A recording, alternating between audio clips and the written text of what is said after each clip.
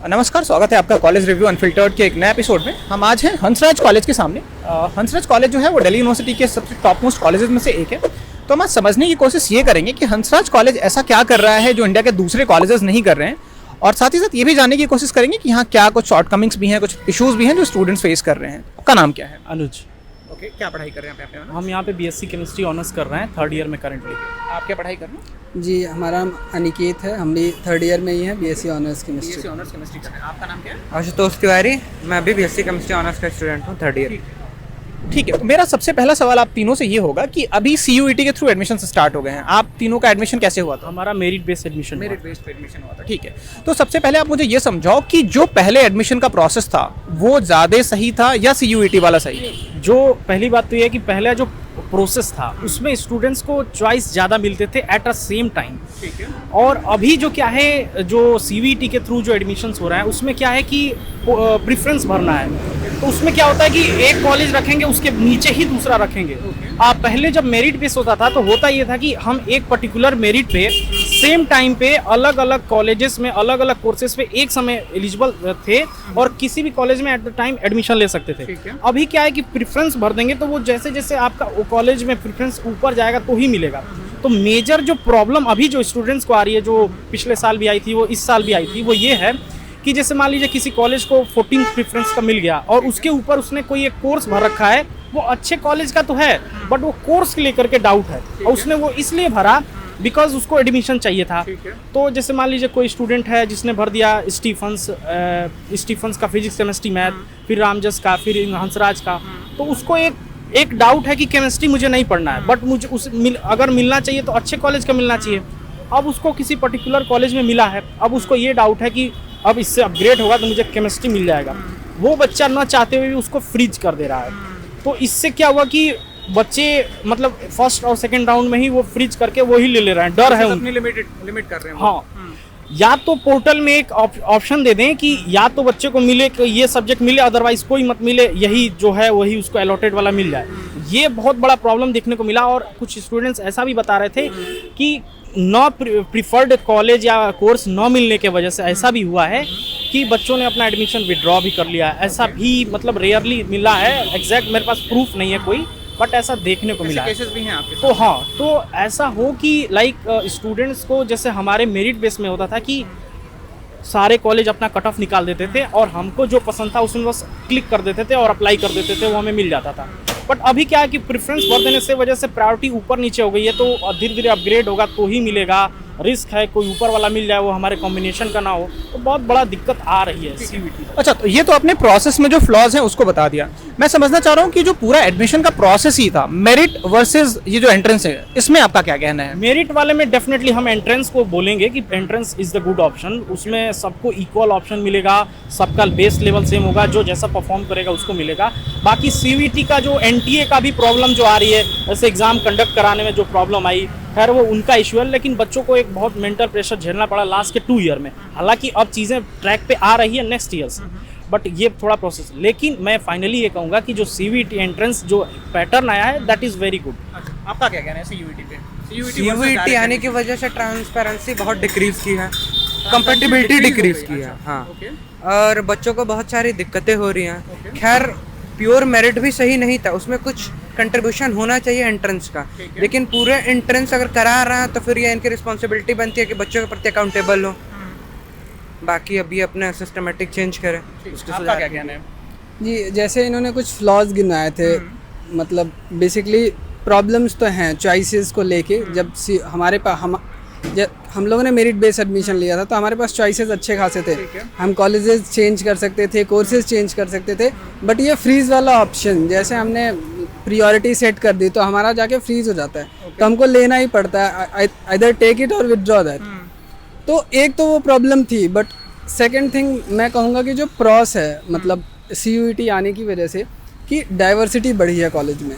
एक बहुत बड़ी प्रॉब्लम थी हमारे कॉलेज में कि साउथ इंडियन स्टूडेंट्स एंड कुछ और जगहों के लोगों की मेजॉरिटी हुआ करती थी। कुछ बोर्ड्स हुआ ही करते जैसे परसेंटेज नहीं आता था, राइट? हाँ, तो हम वैसे बोर्ड्स के भी बच्चे प्रिपेयर करके आ सकते हैं। In fact I am from UP, वहाँ पे 90% 92% लाना 12th बोर्ड में बहुत अच्छा अचीवमेंट माना जाता है सोसाइटी में। तो उस केस में क्या होता था, वो कभी भी इनफैक्ट DU में अगर आएंगे भी तो वो साउथ में ही रह जाते थे, नॉर्थ में तो कभी आ ही नहीं पाते थे वो। तो और इस साल देखने को मिला है कि बिहार और यूपी वाले बहुत सारे बच्चे आए हैं, तो ये चीज़ तो मुझे बहुत अच्छी लगी कि at least the people are getting like chances, they are getting opportunities, तो ये कुछ बेनिफिट्स हैं। इससे रिलेटेड मेरा एक दूसरा फॉलोअप सवाल ये होगा कि चलो डाइवर्सिटी तो आपने इंश्योर कर दी, बट जब मेरिट बेस्ड पे एडमिशन हुआ करता था तो उस टाइम क्वालिटी ऑफ स्टूडेंट ज़्यादा बेहतर था या अब क्वालिटी ऑफ स्टूडेंट ज़्यादा बेहतर है? आप लोगों का तो इंटरेक्शन होता होगा अपने जूनियर से। रिलेटिवली हम ये देख पा रहे हैं कि जो बच्चे में जैसे मेरिट बेस्ड जो बात रहती थी, तो जो बच्चे स्कूल के करिकुलम में जो रहते थे तो उनके केवल रिटेन मार्क्स नहीं थे, उनके इंटरनल के भी मार्क्स थे। तो उसमें ना जो झलक जो दिखती थी वो पूरा एक लीडरशिप कैरेक्टर हो गया या को करिकुलर एक्टिविटीज़ में पार्टिसिपेशन हो गया। तो हमारा जो खुद का पर्सनल नज़रिया ये है कि जो मेरिट वाले बच्चे हैं वो ज़्यादा लीडरशिप कैरेक्टर और ज़्यादा लाइक फाइन है, वो उनका एक है जैसा पैटर्न में वो भले हैं। लेकिन जब CUET आया है तो इसमें क्या है कि लाइक आपको केवल एंट्रेंस निकालना है, केवल एंट्रेंस निकालना है। बच्चे के माइंड में ये हो गया है कि लाइक एंट्रेंस निकालना है तो केवल मुझे एंट्रेंस पे फोकस करना है। वो बच्चा या तो स्कूल नहीं जाएगा या स्कूल में जाएगा तो वो इंटरनल और बाकी चीज़ों पर फोकस नहीं करेगा, क्योंकि उसको अब ये हो गया है ना कि उसके 12th के मार्क्स पे एडमिशन नहीं होगा, CUET के मार्क्स पे होंगे। तो इसलिए वो बच्चे कॉलेज स्कूल से बहुत दूर हो रहे हैं। ऐसा भी देखने को मिला है कि स्कूल जाते ही नहीं है, कहीं से इधर उधर से अपना एडमिशन करा लिया और चल रहा है, बस नाम चल रहा है। तो ऐसा जो एक समस्या कोचिंग वाली पहले से ही है बाकी कोर्सेज को लेके, अब इसमें भी वो कोचिंग वाला पूरा का पूरा जो कोचिंग माफिया वाला पूरा का सीन है वो उसमें एंटर हो गया, राइट? हाँ बहुत सारे कोचिंग जैसे सिंपली ये कह सकते हैं कि आज के डेट में हर एक सिटीज जो है वो कोटा बन चुकी है, हर एक शहर। और मुझे लग रहा है कि ये काफ़ी प्रेशर तो है, बट CUET के थ्रू एडमिशन लेना इतना भी मुश्किल नहीं है। अच्छा आप स्कोर कर सकते हैं, बहुत टफ क्वेश्चंस नहीं है ये चीज़। अब मेरा सवाल ये होगा कि DU को लेके बहुत सारे मिथ्स हैं स्टूडेंट्स के मन में, है ना, कि एक बार अगर DU में एडमिशन हो गया तो लाइफ सेट है, राइट? तो फिर क्या मिथ्स हैं स्टूडेंट्स के मन में और क्या रियलिटी है, एक बार इस पे आप फोकस। जो पढ़ेगा थ्रू आउट द ईयर, जो कंसिस्टेंट रहेगा, उसी की लाइफ सेट है। यहाँ आ जाना, गेट के अंदर एंटर कर देना, इससे लाइफ बिल्कुल सेट नहीं होगी। यहाँ आके भी जो लगातार मेहनत करता रहेगा उसी की लाइफ सेट होगी। मैं एक क्लासिक एग्जांपल दे रहा हूँ, जैसे यहाँ मोस्टली UPSC का रहता है कि DU आएंगे तो UPSC तमाम चीज़ें। तो हम लोग भी जब नए नए आए थे तो एक 136 स्ट्रेंथ थी, 136 स्ट्रेंथ में से लगभग 70-80% को UPSC में ही जाना ही था। बट डेडिकेटली आज की डेट में 5 से 6 स्टूडेंट ही रियली में तैयारी कर रहे हैं, रियली में। बाकी स्टूडेंट्स का क्या है कि अगले साल करेंगे, उसके अगले साल करेंगे, या और ड्रॉप लेंगे, या कुछ और अदर कैरियर ऑप्शन में चले गए, या कुछ का डिसाइड भी नहीं है।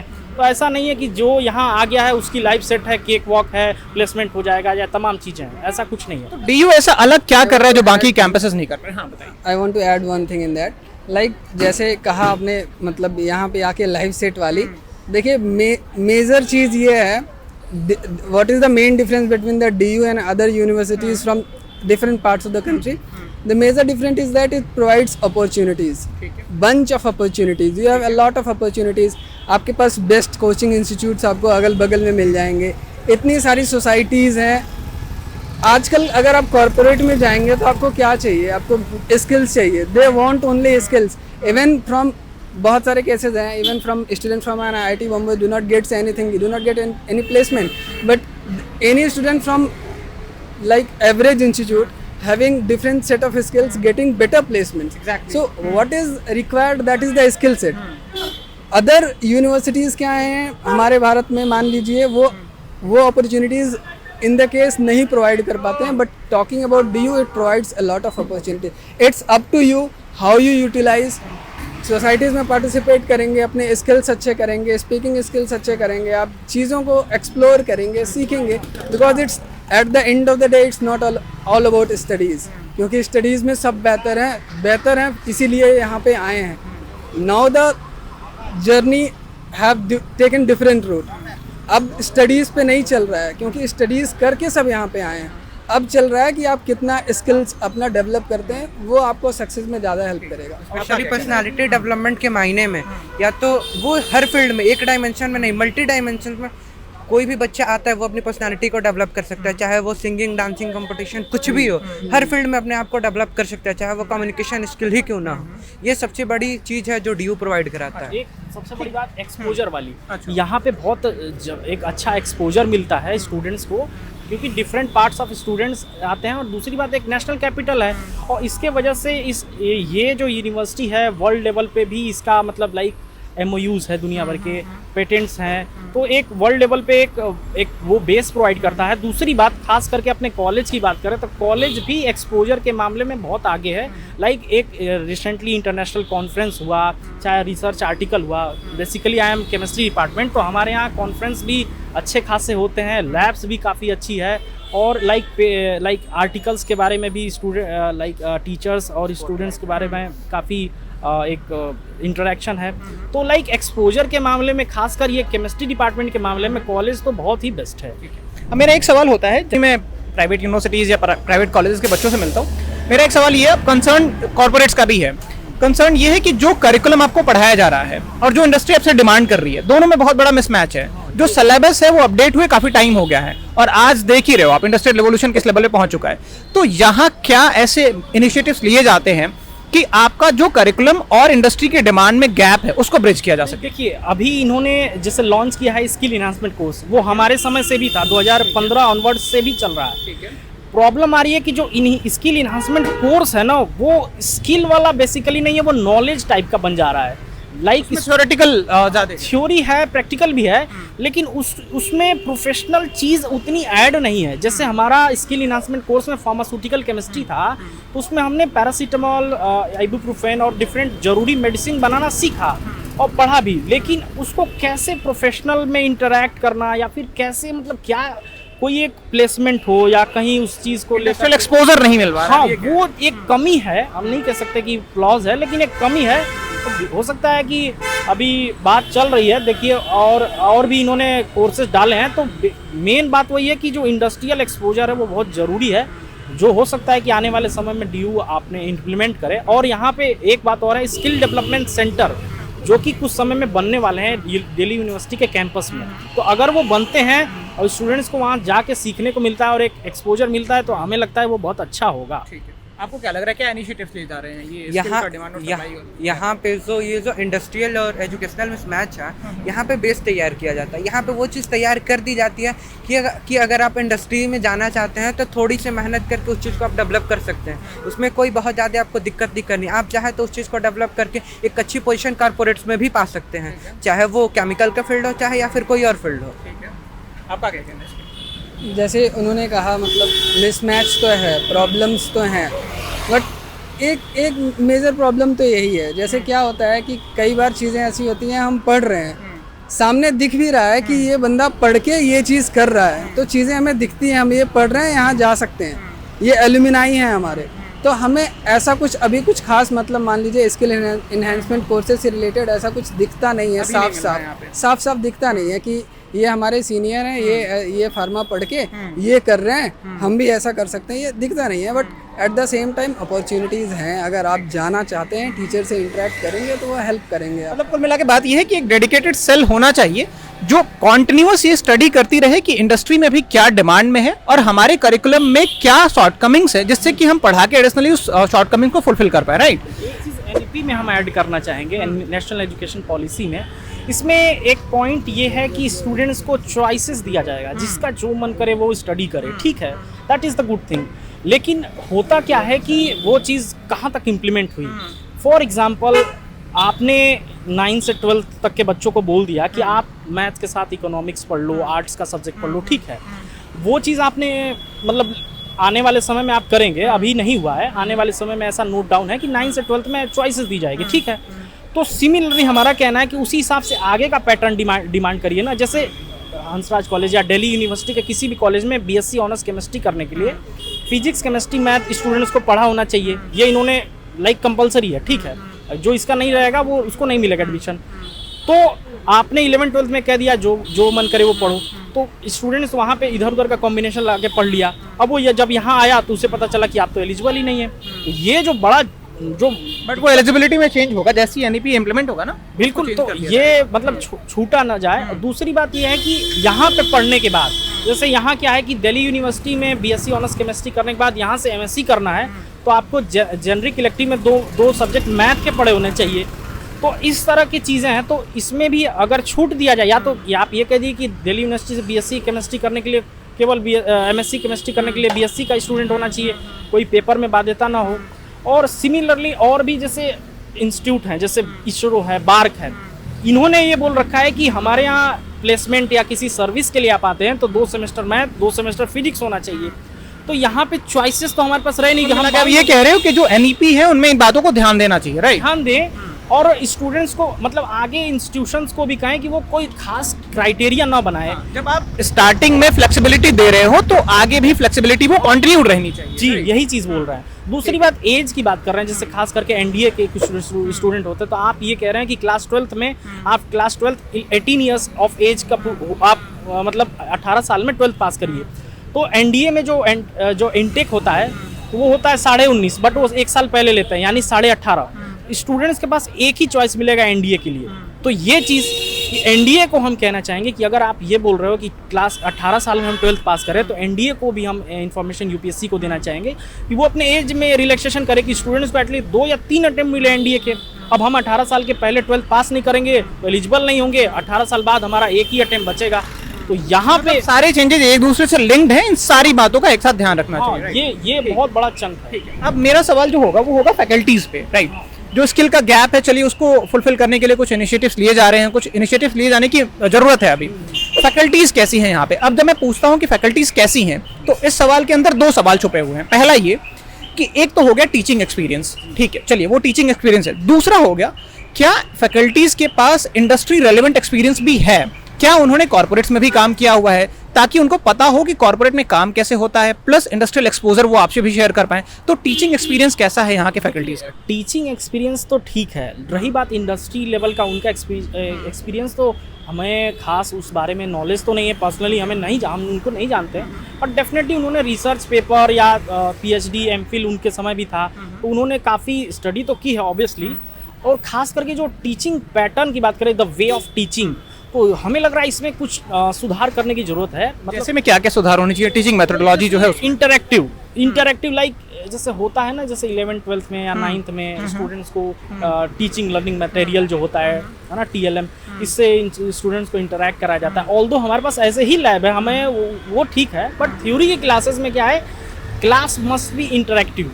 तो ऐसा भी नहीं है जैसे 10 टीचर हैं या 10 क्लासेस होती है तो उसमें से 7-8 क्लास होती है इंटरेक्टिव या 6 क्लास होती है इंटरेक्टिव, बाकी 4 में और सुधार की जरूरत है। ओके, ठीक है। आपका क्या कहना है फैकल्टीज के ऊपर? यहाँ के फैकल्टीज वैसे तो काफ़ी अच्छे, काफ़ी एक्सपीरियंस्ड हैं, लेकिन दिक्कत वहाँ आती है जब क्लासेस मोनोलॉग टाइप चलने लगती है। आखिर क्लासेस, बहुत सारी क्लासेस हैं जो इंटरेक्टिव होती हैं, लेकिन फिर भी कुछ क्लासेस हैं जो मोनोलॉग टाइप चलती है, जैसे टीचर आके पढ़ा रहा, बच्चों को पीछे समझ आ रहा है नहीं आ रहा, इसमें थोड़ी कहीं ना कमी है और इसको सुधार करने के कम्युनिकेशन जैसा हाँ। है, वो आए, उन्होंने अपना ज्ञान बांटा और चले गए। हाँ, राइट। तो यहाँ कहीं ना कहीं सुधार की ज़रूरत है। इसके स्टूडेंट का पार्टिसिपेशन होना चाहिए पूरे टीचिंग प्रोसेस में। हाँ। राइट, ठीक है। और इसके लिए कई सारे तरीके हैं, जैसे रेगुलर वर्कशॉप कराया जाए, जो कि उनमें उनके पैटर्न में थोड़ा सा बदलाव है, जिससे बच्चों को लगे कि हाँ हमारे लिए कुछ किया जा रहा है। और इसके बाद से टीचर्स को फ्रेंडली होना पड़ेगा बच्चों के साथ, सबसे बड़ी बात ये है। दोनों को एक साथ इस पूरे प्रोसेस को ड्राइव करना, उनको बिल्कुल बेस पे आके काम करना होगा। बिल्कुल अग्री करता हूँ मैं। आपका क्या कहना है फैकल्टीज को? इस मामले में मैं पॉजिटिव रिव्यू देना चाहूँगा। हमारे फैकल्टीज़ भी अच्छे हैं, उनके पास एक्सपीरियंस भी अच्छा खासा है। इनफैक्ट एक आपको वो मिलती है, फ्लेक्सिबिलिटी मिलती है हमारे क्लासेस में। अभी क्या है कि आप ग्रेजुएशन कर रहे हो, 3 साल का आपका ग्रेजुएशन है, बट ज़रूरी नहीं है कि आप उसी फील्ड में ग्रेजुएट होकर मास्टर्स PhD करना चाहते हो। बहुत सारे UPSC कर रहे हैं, कोई कैट कर रहा है, etcetera etcetera. So that our faculties provide flexibility उन सच केसेस में, तो ये तो मतलब अच्छा है। और जहाँ तक बात रही इंडस्ट्री एक्सपोजर की, सो हैं वैसे भी टीचर्स हैं हमारे। बात करें कॉमर्स डिपार्टमेंट में, तो हमारे कुछ टीचर्स ऐसे हैं जो फॉरेन यूनिवर्सिटीज़ से भी उन्होंने अच्छे MBA कर रखा है, उन्होंने एट्सेट्रा अच्छे कोर्सेज कर रखे हैं, तो उनके पास एक्सपोजर भी है, प्लेसमेंट्स भी हमारे इसलिए अच्छे होते हैं। अब आते हैं इंटर्नशिप पे। इंटर्नशिप की अपॉर्चुनिटीज मिलती हैं आप लोगों को रेगुलर बेसिस? देखिए अभी रिसेंटली तो हमें एक वाइस चांसलर इंटर्नशिप मिली थी। उसमें मैं इनरोल था, मुझे मतलब सिलेक्शन प्रोसेस था तो उसमें मैं सेलेक्ट था। तो वो इंटर्नशिप मैंने की है अभी जून जुलाई में। तो वो एक पेड थी या अनपेड? पेड थी, 10,000 स्टाइफंड था। तो उसमें एक अच्छा एक्सपोजर मिला, लाइक एक जैसे वर्क कल्चर जिसको बोलते हैं, कैसे कॉर्पोरेट लाइफ में फर्स्ट हैंड एक्सपीरियंस मिला? हाँ थोड़ा सा। तो उसमें क्या था कि अभी वो पहला इनिशिएटिव था तो उसमें 100 स्टूडेंट्स को लिया गया था इंटेक। तो हो सकता है इन फ्यूचर और भी इंटेक लिए जाएं, वो एक अच्छा अपॉर्चुनिटी है। दूसरी बात अपने हंसराज कॉलेज की बात, अभी मैं जो बता रहा था वो यूनिवर्सिटी ऑफ दिल्ली था, vice chancellor internship scheme, summer internship. अभी रिसेंटली हमारे कॉलेज ने इंटर्नशिप एक प्रोवाइड की, हरगोविंद खुराना फेलोशिप करके। उसमें स्टूडेंट्स को लिया गया था, कुछ लिमिटेड नंबर ऑफ स्टूडेंट्स थे। और सिलेक्शन का क्राइटेरिया क्या था उनका? क्राइटेरिया लाइक इंटरव्यू हुआ था एक छोटा सा, तो उसमें लाइक केमिस्ट्री से रिलेटेड सवाल, रिसर्च से थोड़े से रिलेटेड सवाल, आपके थोड़े से बैकग्राउंड से थोड़ा बहुत, CGPA भी इंक्लूडेड था उसमें, कितना आप इसने स्कोर किया लास्ट सेमेस्टर में, ये सारा क्राइटेरिया था। इंटरव्यू के थ्रू लिया गया था। अपने भी कॉलेज के स्टूडेंट से, बाकी कॉलेज के भी स्टूडेंट थे, उसमें उन्होंने जो है स्टूडेंट से मतलब लाइक मैं तो उसमें नहीं था बट मुझे इन्फॉर्मेशन मिली, तो बच्चों ने उन्होंने किया, 2 महीने की वो भी थी समर के टाइम, तो that was the good. But इसमें मैं वही चीज़ ऐड करना चाहूँगा, ये अपॉर्चुनिटी और बढ़ाई जाए, फ्रीक्वेंट होनी चाहिए ये और बढ़ाई जाए। ये एक नहीं 2-4 और भी आए, स्टूडेंट्स इंगेज हो, स्टूडेंट्स को थोड़ा सा उसमें उसके लिए मोटिवेट भी किया जाए, तो नहीं ऐसा नहीं छोड़ा जाए।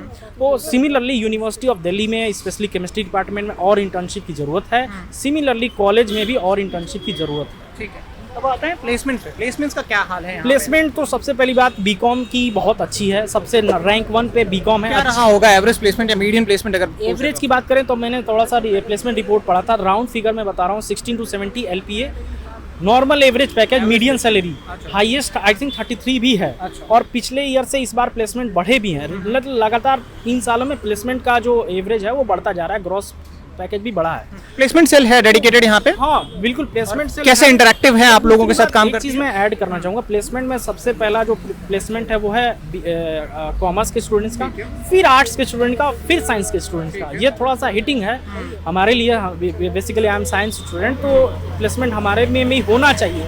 बट ये है कि मैं सबसे पहले बताना चाहूँगा, रैंक 1 पे है बीकॉम ऑनर्स प्लेसमेंट के मामले में, दूसरे पे BA इकोनॉमिक्स है, उसके बाद से स्टैट्स ऑनर्स है, और उसके बाद से physics, CS and then chemistry and all, ऐसे है। तो मैं यहीं से आपसे एक सवाल से मतलब एक पॉइंट समझना चाहूँगा, ऐसा बीकॉम ऑनर्स की जो प्लेसमेंट टीम है वो ऐसा क्या कर रही है कि उनका प्लेसमेंट ऐसा जा रहा है? आप लोगों की प्लेसमेंट सेल जो है वो ऐसा क्या नहीं कर रही है एक ही यूनिवर्सिटी में? नहीं, प्लेसमेंट सेल तो है, सवाल कंपनीज का है। जैसे कंपनीज ज़्यादातर जैसे डिलॉयट या डी शॉ, ये जो कंपनीज हैं ये आ गई मतलब बीकॉम के लिए। अभी रिसेंट का ट्रेंड नहीं है, पहले से ही ट्रेंड बना हुआ है, पहले से ही बीकॉम ऑनर्स के स्टूडेंट्स का लाइक प्लेसमेंट होता जा रहा है। आपका ये कहना है कि इंडस्ट्री में डिमांड ही है बीकॉम ऑनर्स के स्टूडेंट्स की ज़्यादा? जो कंपनियां आ रही हैं उन्हें बीकॉम या उसी तरह के या कॉर्पोरेट लाइफ के वैसे ही स्टूडेंट चाहिए। साइंस या फार्मा इंडस्ट्री कम आ रही है, मेरा कहना है कि वैसी इंडस्ट्रीज आए ताकि साइंस स्टूडेंट्स को भी प्लेसमेंट। फार्मेसी तो हमेशा से बूम पे रहने वाली चीज़ है, राइट? उनकी मतलब कॉमर्स की सबसे ज़्यादा सिलेक्शन के पीछे के रीज़न के पीछे कई रीजंस हैं। जैसे पहला रीज़न है कि वो उनका मार्केट ओरिएंटेड कोर्स है।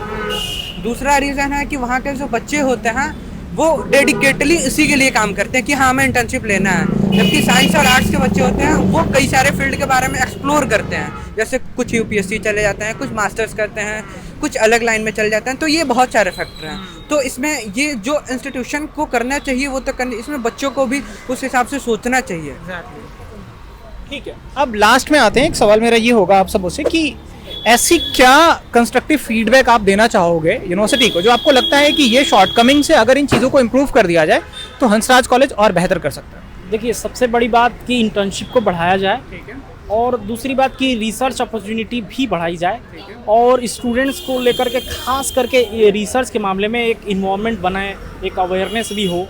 और दूसरी बात कि लाइक एक्सपोजर तो है ही, दूसरी बात थोड़ा सा टीचिंग पैटर्न में सुधार किया जाए, लाइक थोड़ा सा इंटरेक्टिव भी हो।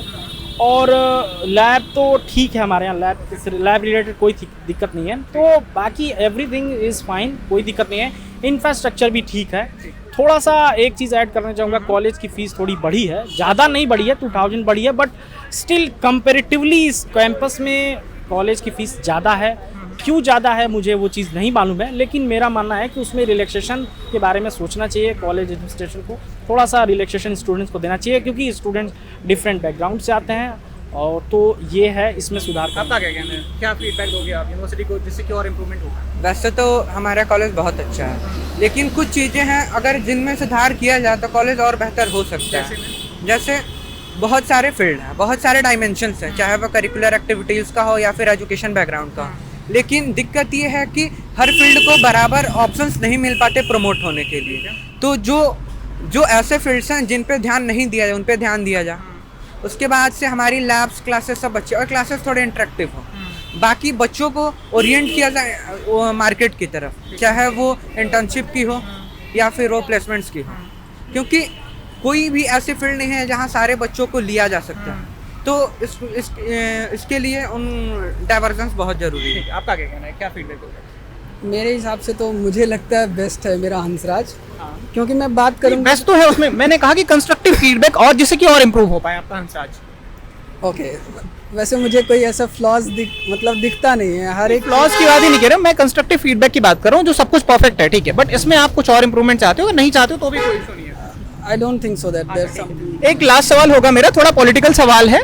अभी यहाँ पे 4 सालों बाद इलेक्शन हो रहे हैं, तो आपको क्या लगता है कि इलेक्शंस में एक्चुअल में इसकी नीड है? कैंपस में एक्चुअल में जो लोग प्रॉमिसेस करते हैं वो फुलफिल हो पाती हैं? आपको क्या लग रहा है कि यहाँ पे इलेक्शंस का कितना पहली इम्पोर्टेंट? बात तो ये है कि 4 साल बाद इलेक्शन हो रहे हैं, तो हम भी तो बिल्कुल नया ही आए हैं। हम भी कोविड के टाइम आए थे, पहली बार हम भी आए थे, तो हमें तो ये नहीं पता कि पिछले बार जो इलेक्शन हुआ था उस समय हम थे ही नहीं, और ये भी नहीं पता कि जो प्रॉमिस वो किए थे फॉलो किए नहीं। बट हमें ऐसा फील हो रहा है कि ये जो वादे करते हैं, जो भी प्रॉमिस करते हैं, ये केवल एज अ है, बट उसका ग्राउंड रियलिटी मुझे नहीं समझ में आता। ये डिस्टर्बेंस आप लोगों को होता है, जैसे इतने सारे पोस्टर्स लगे हुए हैं और दंगाई होती रहती है। डिस्टर्बेंस हमें पेपर और इन चीज़ों से नहीं है, डिस्टर्बेंस हमें साउंड से है। हमारी क्लासेस चल रही होती है तो ये नारे लगाते हैं, तो लाइक उससे क्लासेस डिस्टर्बेंस होती है, तो ये मेजर प्रॉब्लम है। बाकी तो सबका है फ्रीडम ऑफ स्पीच और फ्रीडम, दुनिया भर की जो आपके अधिकार मिले हैं वो फॉलो कीजिए, उसमें हमारी दिक्कत नहीं है। आपका क्या कहना है इलेक्शन को लेकर? टाइम के साथ चेंजेस आते हैं और उन चेंजेस को और डेवलप करने के लिए इलेक्शन ज़रूरी है, लेकिन जो गाइडलाइंस है अगर उनको फॉलो करते हुए इलेक्शन किया जाए तो बहुत बहुत अच्छी बात है। बस किसी को उसकी वजह से कोई दिक्कत नहीं। like you said about demands, right? So what I think is politics is just politics. Either it is from college or out of the college. It's all about politics, nothing else. Recently, मैं एक flaws में बता रहा हूँ, अभी इसी जून में Delhi university student DUSU के तरफ से एक इंटर्नशिप भी आई थी, बट वो पोस्टर लगे, फॉर्म भी भरे गए, पता नहीं, मुझे एक्चुअल रियलिटी नहीं मालूम है या मेरा इन्फॉर्मेशन है, मुझे नहीं दिखा कि वो इंटर्नशिप हुई भी या नहीं हुई। हो सकता है मुझे नहीं जानकारी हो, लेकिन मुझे इंटर्नशिप होते हुए दिखी नहीं। तो उन्होंने निकाला, ठीक है, बट जो भी कारण हो जिस वजह से ना हुआ, मैं उस पर कमेंट नहीं कर रहा, बट वो दिखा नहीं। सिमिलरली स्टूडेंट्स की जो डिमांड है एक्चुअल, देखिए फीस को रिलेटेड है और भी कॉलेजेस में है। दूसरी बात की जैसे कुछ अटेंडेंस क्राइटेरिया है या फिर जैसे कुछ और अटेंडेंस का क्या सिनेरियो है, कितना स्ट्रिक्ट है अटेंडेंस? देखिए अटेंडेंस की जो क्राइटेरिया उससे मैं सहमत इसलिए नहीं हूँ बिकॉज क्लासेस क्या है? अभी जैसे हमारे कॉलेज ने एक नोटिस इशू किया है कि 67% चाहिए अटेंडेंस, मैंडेटरी है। अच्छा, इसी साल से इससे है। पहले क्या था? इससे पहले वैसे कोई मैंडेटरी प्रोविजन नहीं। तो अभी 67% चाहिए तो ही आपका एडमिट कार्ड इशू होगा। कॉलेज ने ऐसा कुछ खास स्ट्रिक्ट नहीं बोला है कि नहीं होगा या ऐसा कुछ, उन्होंने लिखा है मे नॉट बी इशू। अच्छा, तो ये नॉट वर्ड यूज किया। हाँ, तो सबसे बड़ी बात होती है आप जब 67% बोल रहे हैं, इसका मतलब क्या, 100 में 67। अब हमारी क्लासेस ही 30, 35, 40 हो रही है थ्रू आउट द सेमेस्टर, तो उसमें और भी तो परसेंटेज मतलब कम पे ही बनेगा ना। तो स्टूडेंट्स को ये बताइए कि इतना इंगेजिंग रहेगा, जैसे हमारी पर डे 4 क्लासेस होती है और एक लैब भी होती है, थ्रू आउट द 8 घंटे की क्लास रहती है, तो जिसमें कि जिसको कंपटीशन की तैयारी करनी है वो कैसे आएगा, या कोचिंग का है, तमाम चीज़ें हैं। तो जिसको लेकर के अटेंडेंस क्राइटेरिया थोड़ा हिटिंग है, इसको थोड़ा रिलैक्सेशन मिलना चाहिए स्टूडेंट्स को। और सिमिलरली DU में भी ऐसा ही है, क्योंकि रूल उन्हीं को बनाना है, उधर से ही आता है, फॉलो इधर होता है। तो DU का भी है 67 से 70 के बीच में रहेंगे 1 मार्क्स, ऐसे ही करके 85 प्लस रहेंगे तो 5 मार्क्स। बस होता क्या है कि सब्जेक्ट वाइज अटेंडेंस काउंट होते हैं, तो हर एक सब्जेक्ट का देखा जाता है कि किस में कितना है। तो 50 में 34 के जो नीचे आए उसको भी 0, जो 34 क्लास में आया उसको भी 0, तो यानी 35 ऑनवर्ड्स आपको होना पड़ता है, तब 5 मिलेगा या 1 मार्क्स मिलेंगे। ये थोड़ा स्ट्रिक्ट है। या फिर मेरा ये सुझाव मैं ये कहना चाहता हूँ कि 67% अटेंडेंस क्राइटेरिया तभी लागू हो जब 100 क्लासेस हो, 100 या 100 से ज़्यादा हुई हो बस। अच्छा, लास्ट क्वेश्चन एक ये होगा मेरा कि कॉलेज लाइफ कैसी है यहाँ पे? फेस्ट वगैरह होते रहते हैं हमेशा? फेस्ट देखिए, फेस्ट नहीं हुआ था, फ्रेशर हुआ था हमारे कॉलेज में 10th ऑफ फरवरी को इसी साल। अच्छा, तो अगर नए जो बच्चे आ रहे हैं उनको क्या कुछ हैक्स बताना चाहोगे आप, जिससे उनका पूरा का पूरा जो टेन्योर है यहाँ पे वो इजीली कटे और बिना स्ट्रेस? जो नए वाले बच्चे आ रहे हैं, पहली बात तो ये है कि इनको तो 7 सब्जेक्ट इनको दे दिया है पढ़ने के लिए। हम 4 सब्जेक्ट पढ़ते थे, ये लोग 7 सब्जेक्ट पढ़ेंगे।